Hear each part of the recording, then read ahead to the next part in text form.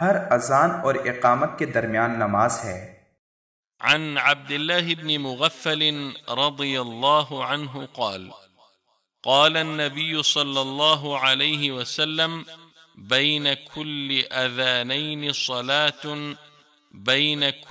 أذانين صلاة ثم قال في الثالثة لمن شاء۔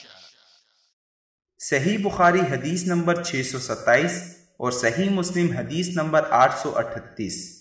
حضرت عبداللہ بن مغفل رضی اللہ عنہ نے بیان کیا کہ رسول اللہ صلی اللہ علیہ وسلم نے فرمایا، ہر اذان اور اقامت کے درمیان نماز ہے۔ پھر فرمایا کہ ہر اذان اور اقامت کے درمیان نماز ہے۔ پھر تیسری مرتبہ فرمایا کہ ہر اذان اور اقامت کے درمیان نماز ہے اس شخص کے لیے جو ادا کرنا چاہے۔